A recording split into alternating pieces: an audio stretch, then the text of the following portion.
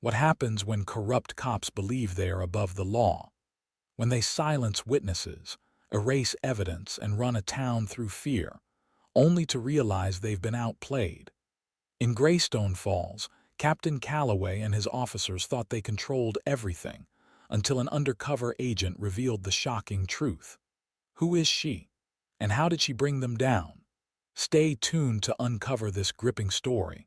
Don't forget to like, share, and subscribe for more powerful stories. Greystone Falls was the kind of town that once graced postcards. A picturesque main street, a historic clock tower, and tree-lined roads leading to neighborhoods where families gathered on porches and kids rode bikes until sunset. But beneath that charming exterior, something had rotted. For years, crime had been creeping through the streets like a silent disease. Not the kind of crime that made headlines. There were no flashy bank robberies or violent shootouts. It was quieter, more insidious. Drug busts that never led to convictions, cases that vanished into thin air, and a police force that seemed less interested in solving crimes and more interested in lining their own pockets. And at the center of it all stood Captain Richard Calloway. He wasn't just a cop. He was the king of Greystone Falls.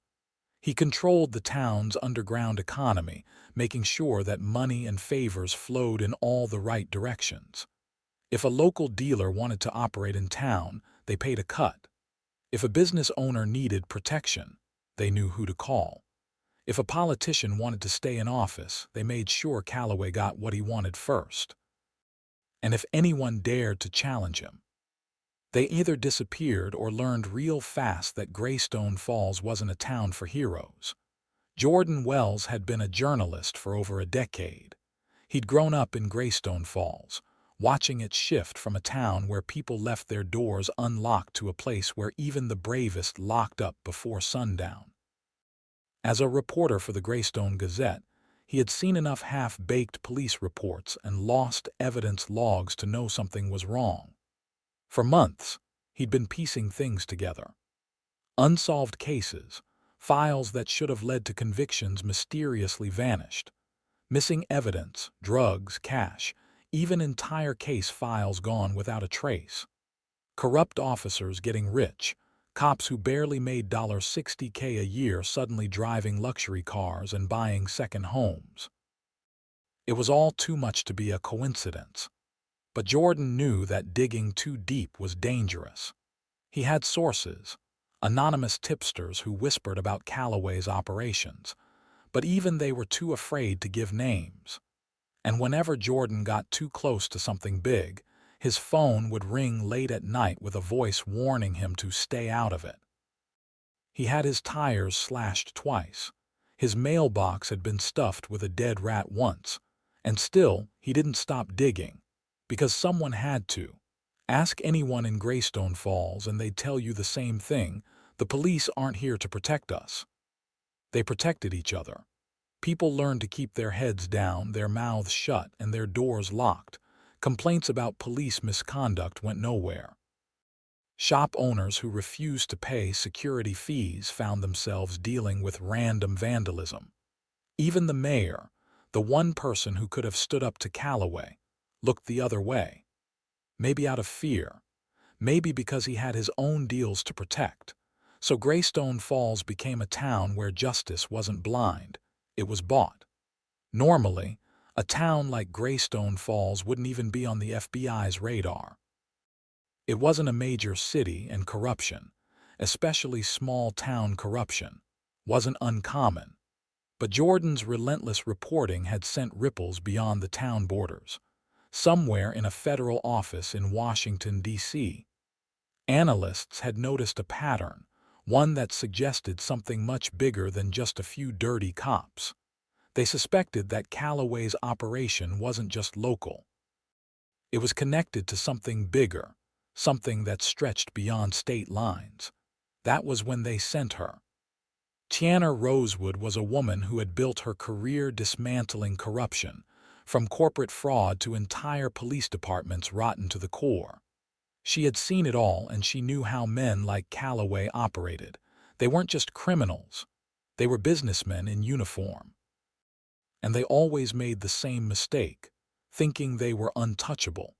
Her job was simple: get inside, gather enough evidence to take them down, and get out. But Greystone Falls wouldn't make it easy. Tiana couldn't walk into town wearing an FBI badge and expect to get anywhere. The second Calloway got wind of a federal investigation, he'd shut everything down, and every dirty cop in town would cover their tracks. So she became Camille Monroe, a quiet, bookish woman who had just moved to town to work in the records department. She rented a small apartment on the quieter side of town. She drove an old, unremarkable car. She shopped at local stores, made polite conversation, and never asked too many questions. She blended in, and slowly she began watching. She saw which officers took long lunches in back rooms with known criminals. She noted which businesses always seemed too scared to call the cops when they were robbed. She listened to the way people spoke in whispers when a police cruiser passed by. She played the long game, because that was how you caught the ones who thought they were too smart to be caught. Within a week of arriving, she felt eyes on her. Not from Calloway. He was too busy playing king of the city. But from Officer Lillian Draper. Lillian was good at her job, and her job was to sniff out trouble. She was friendly on the surface, but calculating underneath. She accidentally bumped into Tiana at the coffee shop, asked her innocent-sounding questions at the library, and even dropped by the records office just to chat. It was subtle, but Tiana knew what was happening. Lillian didn't trust her, and that meant she was getting close to something Calloway didn't want her to find. Tiana knew she didn't have much time. Calloway was comfortable, but comfort made men sloppy. Briggs was ruthless, and if he got even a whiff of her true identity, she'd disappear. Harlow was the key. If she could prove he was covering up evidence, the whole empire could crumble. Draper was the problem, because she wasn't about to let a stranger dig into her town without a fight. This wasn't just about corrupt cops anymore. This was about taking down an entire system built on fear and power. And if Tiana wanted to win, she had to play the game better than they did.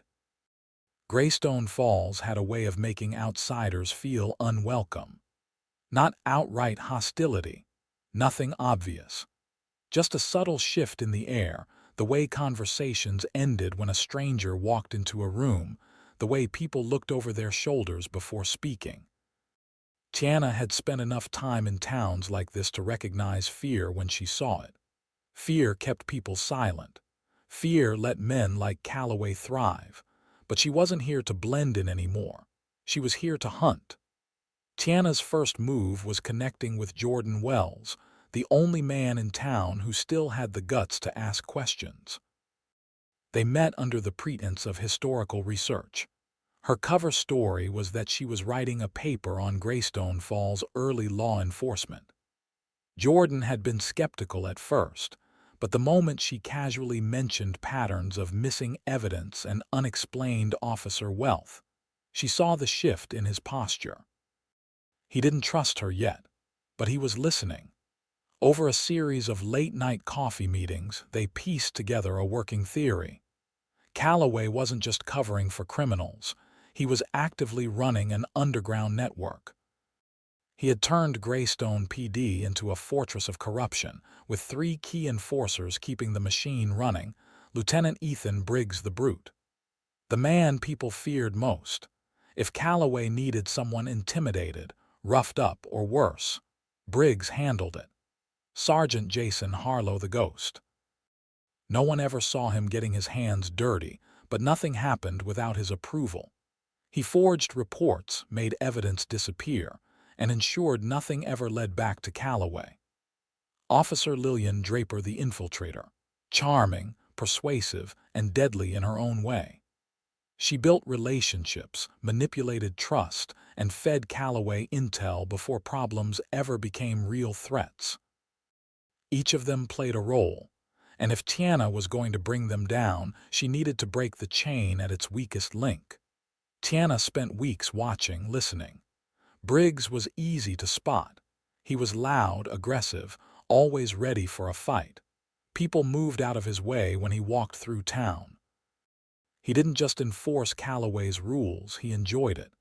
She saw him shake down a bar owner, an older man whose hands trembled as he handed over a stack of cash. "A protection fee. You keep running that mouth, Carl," Briggs had sneered, stuffing the money into his jacket. "And maybe next time you won't have a bar left to protect." Carl didn't respond, just nodded and kept his head down. Fear. Again. Harlow was different. He was methodical, rarely seen outside the station. He worked late nights, always keeping to himself. But Tiana noticed something strange. Whenever a case got too close to Calloway's operation, the files associated with it mysteriously went missing. Like magic. One day, she walked past the evidence locker and saw him slipping a flash drive into his pocket. She didn't react, didn't even blink. But now she knew where the skeletons were buried. Draper, however, was the real problem. Tiana felt her watching, at the coffee shop, at the library, at town hall meetings. Draper didn't interrogate her outright, but she had a way of steering conversations, subtly prying without seeming to pry. "You're new in town," Draper had said one evening, sliding into the seat across from Tiana at Maggie's diner. "Must be hard being an outsider." Tiana gave a practiced smile. "Greystone Falls has been welcoming so far." Draper's eyes flickered. Just a moment, just enough for Tiana to know she didn't believe a word of it. Draper knew something was off, and that meant Tiana had to move fast. Tiana's cover was good, but it wasn't enough. She needed something undeniable, and that meant baiting Calloway into a deal. She crafted a new identity, one that would appeal to his greed. She spread whispers through the right bars, let the right people overhear conversations. A broker from out of town, looking to move product through Greystone Falls, willing to pay for protection. She knew how men like Calloway thought. If there was money to be made, they couldn't resist. It didn't take long before she got a response. A burner phone slipped under her apartment door. One message, Friday, 11 p.m., warehouse off Route 6. Come alone. She stared at the words for a long time. This was it. If Calloway showed up himself, it meant he was as arrogant as she suspected. If he sent Briggs or Harlow, it meant they were the ones running the operation. Either way, she'd get what she needed. But she also knew one thing for sure. This was a one-way door. Once she stepped inside that warehouse, she either walked out with the evidence to bring Calloway down, or she didn't walk out at all. The warehouse off Route 6 sat at the edge of Greystone Falls like a forgotten relic, its rusted metal siding groaning in the wind, broken windows yawning into the night. It was the kind of place where secrets were buried, where people went in and didn't always come out. Tiana adjusted her leather jacket, rolling her shoulders to keep the tension from creeping in. This was the moment, the point of no return. She wasn't afraid, she was ready. Tiana parked her unremarkable sedan a block away, walking the rest of the distance with calculated ease. She had played this game before, never show nerves, never hesitate. As she approached the side entrance, she spotted movement, 3 figures. Ethan Briggs standing like a sentry, arms crossed, muscles tense. The enforcer, the brute. Jason Harlow, hands in his pockets, the mastermind behind their paper trail cover-ups. And behind them, standing just inside the dimly lit warehouse, Captain Richard Calloway himself. The king of Greystone Falls. Calloway looked exactly as she expected, confident, smug. A man who had played this game long enough to believe he couldn't lose. "You're late," Calloway muttered, his gravelly voice cutting through the quiet. Tiana shrugged, stepping into the warehouse. "Had to make sure I wasn't being followed," Briggs scoffed. Smart girl. But she wasn't looking at him. She was watching Calloway, reading the way he held himself. He wasn't nervous. He thought he was in control. Good. That made 2 of them. Inside, the air was thick with dust and the scent of oil and rusted metal. A single overhead light flickered, casting long shadows over the cracked concrete floor. Calloway leaned against an old workbench, lighting a cigarette, watching her. "So," he said, exhaling smoke, "you want to do business in my town?" Tiana nodded. "I hear Greystone Falls is accommodating if the price is right." Briggs smirked. Harlow chuckled under his breath. "Oh, we're accommodating," Calloway said, "for the right people."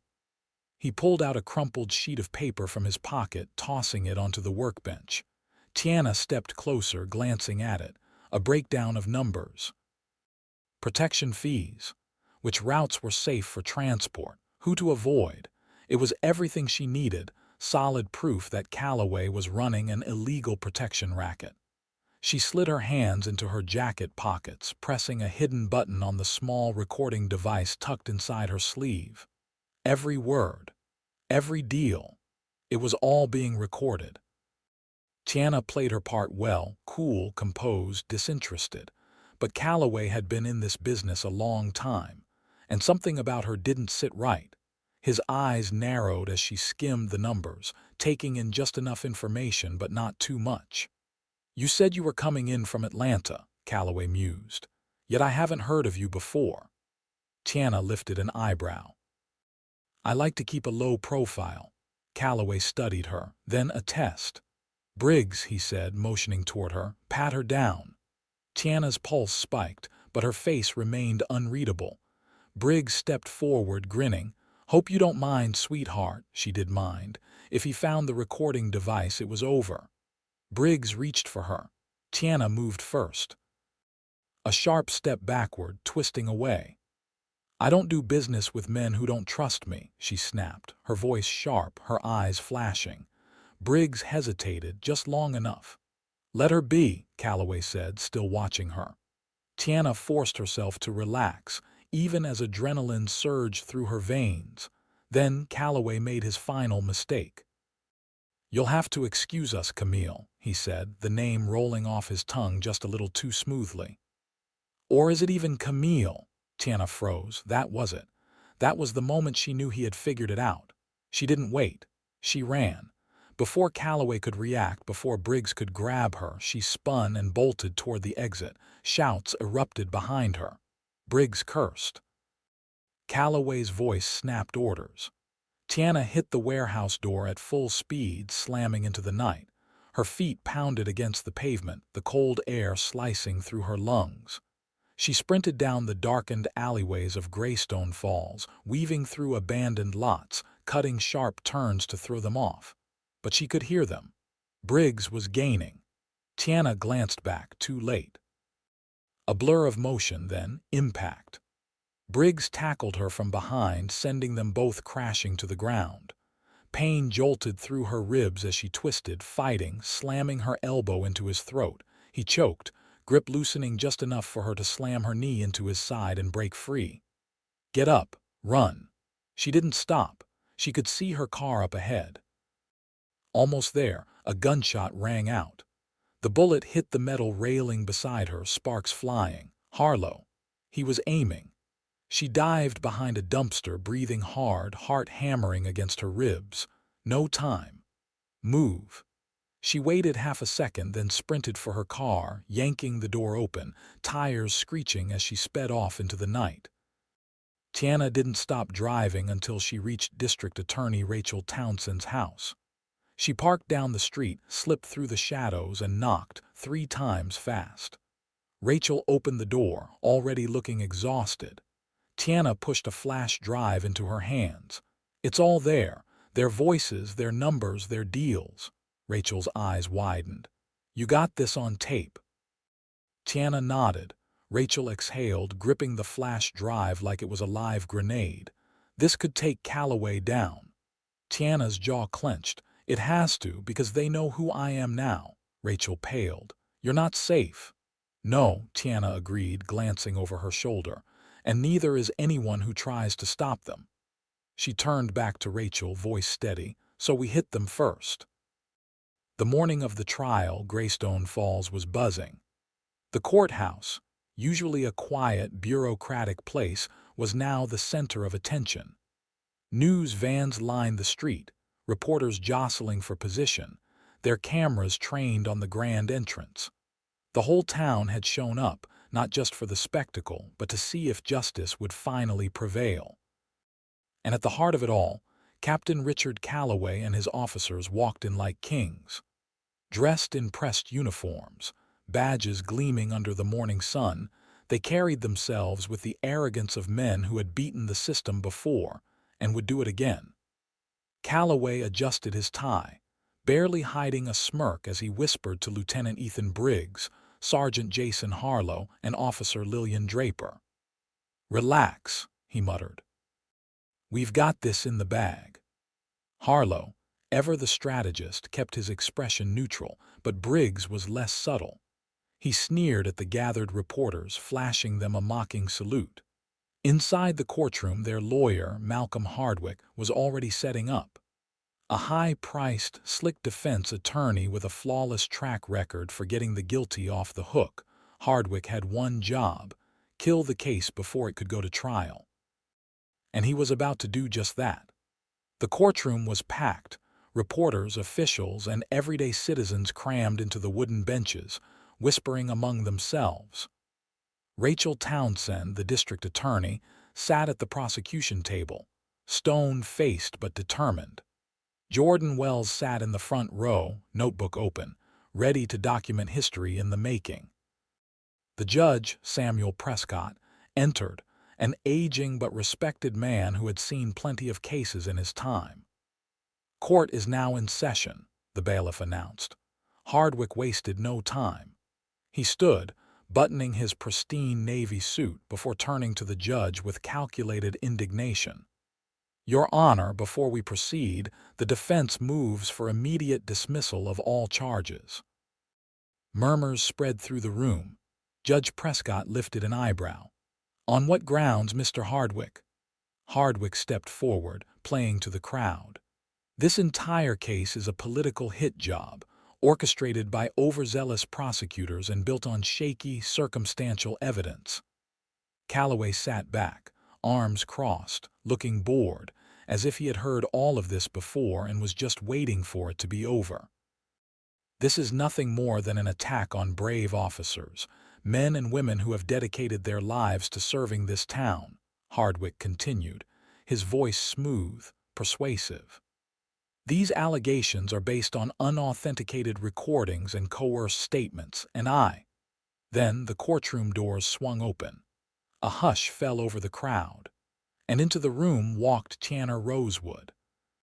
Not as Camille Monroe, the meek records specialist, not as an undercover agent in disguise, but as herself. As the newly appointed director of the FBI, the weight of her presence hit the room like a hammer to glass. Even Calloway, for the first time, looked uncertain. Hardwick paused mid-sentence, his mouth slightly open, struggling to process what the hell just happened. Judge Prescott blinked. "Excuse me, and you are?" Rachel Townsend stood. Her voice was calm, but her eyes burned with satisfaction. "Your Honor," she said, "I'd like to introduce a key figure in this case." She let the moment stretch. "The newly confirmed director of the Federal Bureau of Investigation, Tiana Rosewood." Gasps rippled through the room. Camera shutters clicked wildly. In the defense box, Calloway and his men stiffened. Briggs's smirk vanished. Harlow's jaw tightened. Draper looked like she was about to be sick. And Calloway, his hands clenched into fists. Tiana took a step forward, her gaze unwavering. "Your Honor," she said, voice clear and steady, "for the past several months I have been working undercover to expose a deeply rooted system of corruption within the Greystone Falls Police Department." She turned, locking eyes with Calloway. "And the men sitting in that box are at the center of it." For the first time in his long and corrupt career, Calloway had no control, no threats, no power plays, no way out. Hardwick, regaining his composure, tried to salvage the situation. "Objection, Your Honor," he barked. This is a stunt, a public spectacle designed to," Prescott cut him off. "Sit down, Mr. Hardwick." Hardwick went pale. Tiana moved to the prosecution table, setting down a thick folder of documents and a flash drive. These recordings, case files, and financial records directly implicate Captain Calloway and his officers in organized crime, obstruction of justice, and conspiracy. Judge Prescott took the files, flipping through them. With each page, his expression grew more and more grim. "The evidence," Rachel Townsend added, "was obtained under a federal warrant approved by the Department of Justice." Silence. A crushing, deafening silence. Then a single sound, Calloway exhaling sharply through his nose. Tiana turned to him. "You spent years thinking you were untouchable, that no one could stop you, that you could hide behind your badge." She leaned in slightly. "How does it feel now?" Briggs, always the brute, snapped first. "This is bull." The bailiffs moved in. Briggs lunged, but they were faster, shoving him down into his seat. Harlow just stared at the table like a man watching his entire life disintegrate. Draper closed her eyes as if willing herself to disappear, and Calloway did the one thing no one expected. He laughed, a slow, bitter chuckle shaking his head. "Guess I underestimated you," he muttered. "Thought you were just some nosy Fed." Tiana smiled. "You underestimated a lot of things." Calloway glanced at Hardwick, but even his high-priced lawyer looked defeated. They had no moves left. Judge Prescott set the file down, his voice cold. "Bail is denied. The defendants will remain in federal custody pending trial." More gasps. Briggs roared in frustration. Draper let out a choked sob. And Calloway. For the first time in his career, he had lost. Tiana straightened her jacket as the officers were cuffed and led out of the courtroom. The king of Greystone Falls had finally fallen. For the first time in years, Greystone Falls woke up to a new reality. There were no late-night sirens covering up backroom deals. No nervous business owners leaving stacks of cash in unmarked envelopes. No more looking over shoulders. No more whispered fears. Because Richard Calloway and his crew were finally in chains. The morning after the explosive courtroom revelation, the final nail in the coffin came down hard. Tiana Rosewood sat at the front of the packed courthouse once more, alongside District Attorney Rachel Townsend. This time, however, there was no grandstanding from Calloway's attorney, no sneers from the corrupt officers who once believed they were untouchable. Because now, the entire weight of the Federal Bureau of Investigation was bearing down on them. Rachel stood, her voice carrying the power of truth as she laid out the evidence. Audio recordings, the secret warehouse meeting, Calloway's own words damning him. No traffic stops, no arrests if the money keeps coming in. Bank records, offshore accounts, sudden unexplained wealth, dirty money funneled through shell corporations. Witness testimony. Officers who had once worked under Calloway, now flipping to save themselves, revealing just how deep the corruption ran. It was airtight. It was undeniable. Judge Samuel Prescott took in the evidence, his face grim. "The level of criminal misconduct presented here is beyond alarming," he said. "It is a fundamental betrayal of public trust." He turned to the defense table. Captain Richard Calloway, Lieutenant Ethan Briggs, Sergeant Jason Harlow, and Officer Lillian Draper, you are denied bail and will be remanded into federal custody pending trial. The courtroom erupted. Some gasped. Some cheered. Reporters scrambled for their phones, sending the news out in real time. Calloway's face remained unreadable. Briggs, furious, slammed his fists against the table. "This is rigged." "You set us up."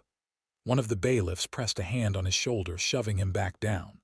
Harlow was stone-cold silent, his mind calculating a way out, but there was none. And Draper. She wept silently, head bowed, the weight of reality finally crashing down. Then came the moment the town had been waiting for. One by one, the officers were led away in shackles.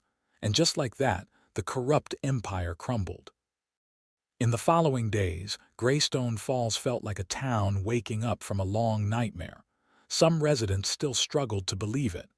For so long they had been told that corruption wasn't real, that if they just played by the rules, kept their heads down, paid their fees, ignored the warning signs, they would be safe. But now Calloway and his officers weren't patrolling the streets anymore. They weren't shaking down business owners, planting evidence, or deciding which crimes mattered and which could be erased. The police department was undergoing a complete overhaul. A federal oversight team was installed to rebuild it from the ground up. New officers were recruited, ones with clean records, ones who weren't afraid to serve and protect rather than intimidate and extort. Citizens began speaking up, attending town hall meetings, demanding transparency. And at the center of it all was Jordan Wells, the journalist who had started it with his relentless pursuit of the truth. His articles now headlined national newspapers, detailing how a small-town police force had nearly gotten away with murder, until someone stood up. Rachel Townsend, once dismissed as too ambitious, was now being praised for her determination to clean up the system. But the woman who had burned it all to the ground, she was already preparing to leave. Tiana stood at the steps of the courthouse, the cool morning breeze ruffling her coat as she watched Greystone Falls settle into its new normal. Jordan approached, notebook tucked under his arm. "You're leaving, aren't you?" Tiana smiled faintly. "My job here is done." He let out a breath, shaking his head. "You know, part of me still can't believe it. That you were here undercover the whole time." She gave him a sideways glance. "Would you have believed me if I told you?" "Hell no," Jordan chuckled. "I would have thought you were crazy." They stood in silence for a moment, watching as the town began to rebuild itself. Then Jordan asked, "What now?" Tiana exhaled, looking out toward the horizon. "Now," she said. "Now I move on to the next town, the next case. Because men like Calloway," she turned to Jordan, her expression serious, "there's always another one." By the time Tiana got into the black SUV waiting for her, she knew she wouldn't be coming back. But the lesson she left behind, that would remain forever. The people of Greystone Falls had been told for years that their voices didn't matter, that corruption was too powerful to fight. But today they learned a new truth. No badge could shield a criminal from justice. No rank could protect those who betrayed the people. And no town, no matter how small, was beyond saving. As the SUV pulled away, disappearing down the long stretch of road leading out of town, Tiana Rosewood left Greystone Falls with a final, unshakable truth. No badge, no uniform, no rank can protect those who betray the public's trust.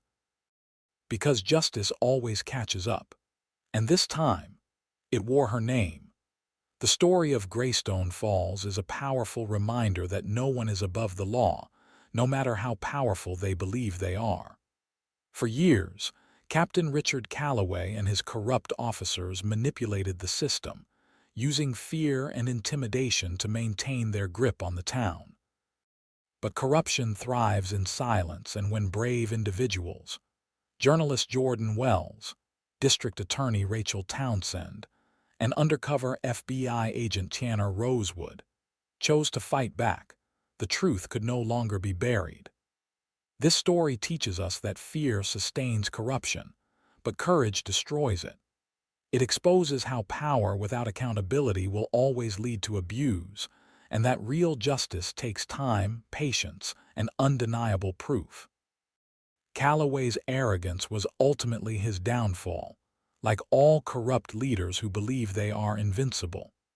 But justice is not just about punishment, it's about rebuilding trust, fixing the system, and ensuring history doesn't repeat itself. The fall of Calloway proved one thing: corruption can't hide forever. The moment people stop being afraid and demand change, the system is forced to listen. In the end, truth is stronger than fear, and justice will always triumph over corruption.